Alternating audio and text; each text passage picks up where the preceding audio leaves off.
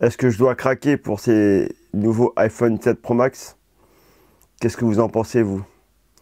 D'abord, bonjour à tous. Soyez le bienvenu à tous les nouveaux abonnés, à tous ceux qui sont toujours là. Et on va parler de ça tout de suite. C'est parti!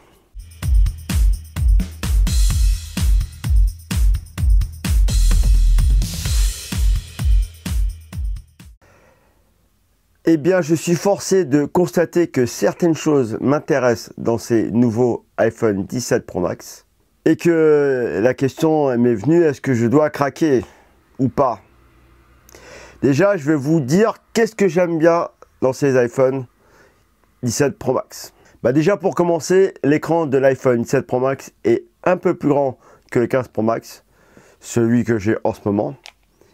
Et pour une taille sensiblement pareille. Et aussi en photo, les trois capteurs sont de 48 millions de pixels. Donc si je fais des photos en macro, j'ai le 48 millions de pixels. Si je fais des photos en ultra grand angle, j'ai aussi le 48 millions de pixels. Sur l'iPhone 15 Pro Max, j'ai les 48 millions de pixels que seulement sur le capteur principal. Les autres capteurs sont de 12 millions de pixels et quand même je vois une différence. Sur les iPhone 17 Pro Max, il y a un bouton dédié à la photo. Le capteur passe de A17 Pro à la 19 Pro et franchement c'est un gain de puissance qui est quand même conséquent. Et aussi un truc qui est vraiment pas mal, et ça c'est la grosse nouveauté, c'est le capteur frontal de 18 millions de pixels, mais un capteur carré, pour pouvoir faire des photos en mode paysage et en mode vertical sans avoir à tourner le téléphone comme ça. Parce que franchement, je sais pas si vous avez essayé de faire un selfie comme ça, en allongé, c'est un peu compliqué, on peut faire tomber le téléphone. Donc ça, c'est vraiment très bien. L'écran du 17 Pro Max est meilleur, il fait 3000 nits. Il a une couche anti-reflet, même si c'est pas au niveau d'un certain S25 Ultra, quand même c'est bien. Il y a aussi une charge plus rapide, on peut atteindre 50% en 30 minutes. Même si c'est pas la charge rapide la plus folle du commerce, c'est quand même beaucoup mieux. Et oui, et franchement, je trouve que c'est des choses intéressantes. Mais maintenant, la question se pose. Est-ce que ça vaut le coup de changer pour ça? Est-ce que c'est vraiment si intéressant que ça? Et tous les points que je viens de voir, on va les revoir ensemble. Et je vais vous dire ce que j'en pense. C'est vrai, un écran plus grand, c'est sympa. Mais vu qu'il n'y a pas une énorme différence de taille, ça ne change pas grand-chose en fait. Donc l'écran de l'iPhone 15 Pro Max est déjà très grand. Donc le gain de taille n'est pas si conséquent que ça, finalement. C'est sûr que si j'avais les trois capteurs de 48 millions de pixels, ça aurait été bien. Mais en fin de compte, avec mon iPhone 15 Pro Max, quel est le capteur que j'utilise le plus? C'est le principal. Finalement, les deux autres, je les utilise pas tant que ça. Donc finalement, ça aussi, c'est pas un argument pour changer d'iPhone, finalement. Et surtout, point important, je parle de vraies photos. Bon, j'en fais quand même sur mon iPhone. Mais si vous suivez mon compte Instagram, vous pouvez voir, j'en fais aussi avec un appareil hybride que j'ai. Et c'est celui à qui je fais les plus belles photos. Parce que c'est mieux qu'un iPhone. Et même si j'avais le 17 Pro Max, ce sera toujours mieux de toute façon. Donc voilà, vu que ma passion c'est la photo, j'utilise l'hybride pour les vraies photos, on va dire, entre guillemets, parce qu'on peut faire quand même aussi des vraies photos.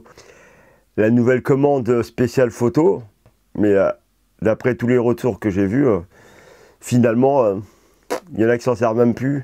Ça a l'air pas très bien au point. Après, je sais pas, peut-être que sur iOS 26, il va améliorer, je sais pas. Mais voilà, ça apporte pas un truc vraiment extraordinaire en plus. Et pour la puissance, je suis sûr que l'iPhone 17 Pro Max, c'est le téléphone le plus puissant que Apple ait construit, hein, c'est sûr et certain. Mais le mien, il est déjà très puissant. Il bug jamais, il lag jamais, il marche très très bien. Donc ça aussi, ça va pas me faire je verrai pas de différence, ça se trouve en plus pour mon utilisation à moi. Mais en vrai, la chose la plus intéressante dans ces nouveaux iPhones, même le 17 et l'iPhone R, c'est le nouveau capteur frontal. Mais pareil, changer d'iPhone juste pour ça, ça vaut pas le coup. Même si ce capteur frontal est vraiment intéressant parce qu'il fait 18 millions de pixels quand même.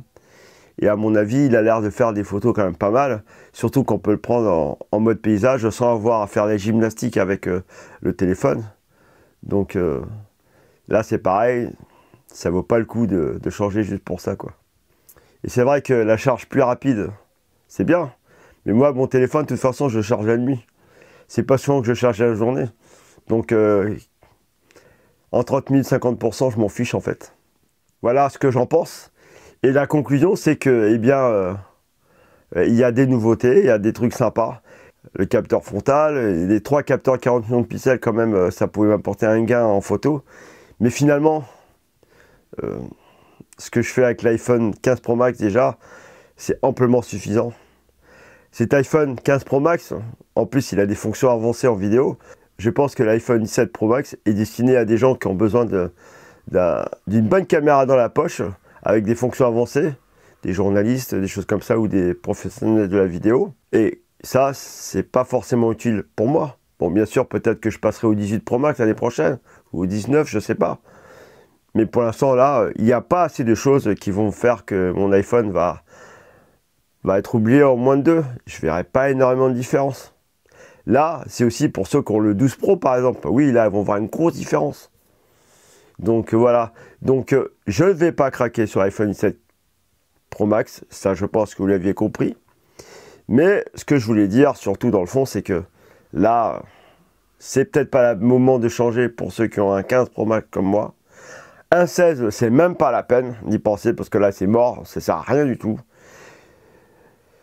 Donc, je vais rester avec mon 15 Pro Max.